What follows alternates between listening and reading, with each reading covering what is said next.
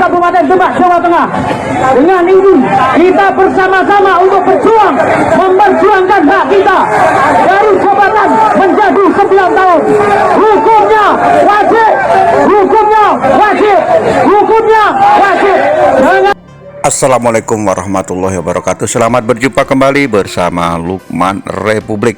Kali ini Lukman Republik menghadirkan sebuah informasi tentang pro dan kontra tentang undang-undang desa, tentang masa bakti kepala desa, yaitu tentang aksi demo kepala desa seluruh Indonesia yang meminta perpanjangan masa jabatan dari 6 tahun menjadi 9 tahun, yang mana menimbulkan beberapa pemikiran antara yang pro dan kontra. Untuk yang kontra, berikut ini kami sampaikan tanggapan dari Wakil Ketua Umum Partai Gelora dan juga anggota DPR RI, yaitu Fahri Hamzah. Sedangkan yang pro dengan permintaan kepala desa seluruh Indonesia, yaitu Menteri Desa Abdul Halim Iskandar, yang juga merupakan tokoh partai politik, yaitu dari Partai Kebangkitan Bangsa. Untuk lebih jelasnya, yuk kita ikuti pro dan kontra undang-undang desa tentang masa jabatan kepala desa dari 6 tahun menjadi 9 tahun berikut ini. Kepala desa itu harusnya justru diturunkan menjadi 5 tahun supaya disesuaikan dengan jadwal APBN, supaya anggaran dana desa itu lebih accountable, karena dana desa itu juga diaudit oleh BPK. Meskipun menurut saya dana desa itu jauh lebih accountable daripada dana-dana lainnya.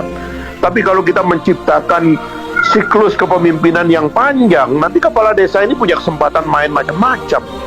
Orang mau menyaingi dan menghadirkan pemimpin kepala desa baru yang lebih bagus, yang lebih cermat begitu, jadi tidak bisa, karena kekuasaannya itu justru malah diperpanjang gitu loh. Padahal sekarang ini saya terus terang ya, dalam satu kampanye besar gitu ya, karena menurut saya yang harus diperbesar di masa depan itu dalam jangka pendek tentunya adalah dana desa, karena dana desa itu penyelamat perekonomian nasional sekarang ini. Dengan mengalirnya dana desa ke daerah, perekonomian desa itu tumbuh. Karena itulah akuntabilitas di desa harus diperkuat. Caranya batasi masa kekuasaannya kepala desa, bikin mereka lebih akuntabel. Saya yakin dana desa itu akan sangat bermanfaat bagi rakyat kita. Tapi kalau dana desanya dinaikkan sementara pemimpinnya itu justru diperpanjang, kesempatan mereka untuk melakukan manipulasi terhadap dana desa semakin panjang. Bukan berarti mereka nggak akan kena, nggak akan ditangkap oleh polisi dan sebagainya. Ya, tapi itu menjadi repot karena kita nggak mau yang begitu terjadi. Tadi sudah tak sampaikan ke Kementerian Dalam Negeri aspirasinya. 18 tahun masa jabatan kepala desa, ini yang berkembang adalah bagaimana 18 tahun bukan dibagi 3, tapi dibagi 2. Itu artinya aspirasi yang berkembang, Pak Dirjen, jabatan kepala desa itu kalau bisa 9 tahun, bukan 6 tahun. Dan itu sudah menjadi bahasan cukup serius di tingkat kepala desa. Narasinya sederhana banget dan narasinya masuk akal. 6 tahun Pilkades itu belum menyelesaikan permasalahan perbedaan pilihan. Karena perbedaan pilihan di desa itu jauh lebih keras daripada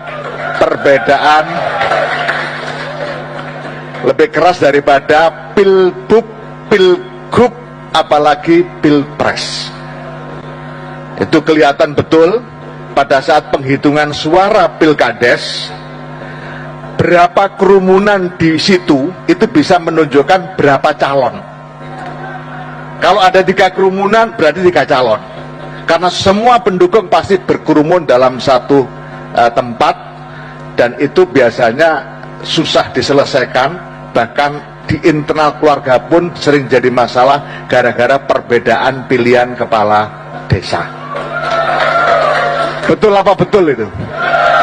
Nah, kalau kemudian 9 tahun harapannya ini sudah sembuh dan Kementerian Dalam Negeri sudah kasih solusi yang luar biasa, sehingga tidak ada PLT yang lebih dari 6 bulan.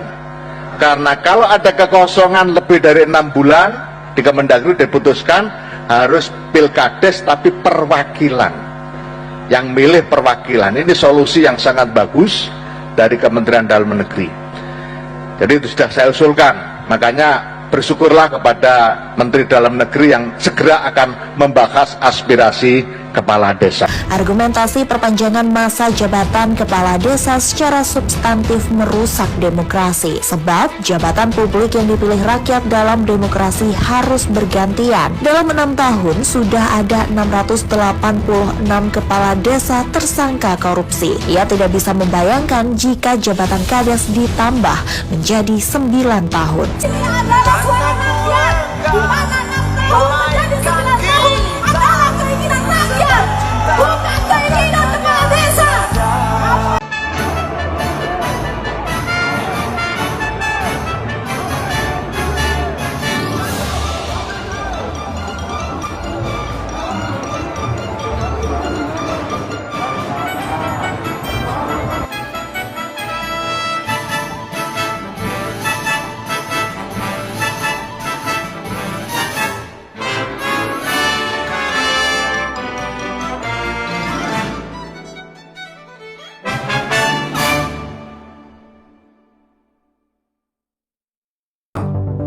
Bayangkan, kalau terrealisasi masa jabatan 9 tahun, maka ada uang 9 miliar yang didapatkan untuk dikelola oleh kepala desa.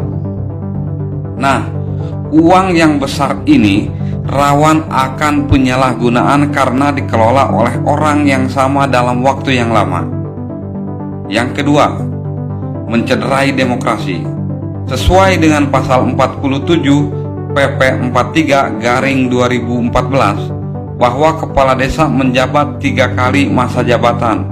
Ini waktu yang cukup lama yang berakibat pada regenerasi dan kesempatan mengabdi bagi masyarakat yang sama, yakni punya cita-cita sebagai kepala desa terhalangi. Lalu, bagaimana seandainya jabatan di atasnya yang dihasilkan lewat kontestasi, semisal gubernur, bupati, menginginkan tambahan masa jabatan juga dengan alibi hampir sama seperti yang disampaikan oleh Mas Menteri Abdul Halim.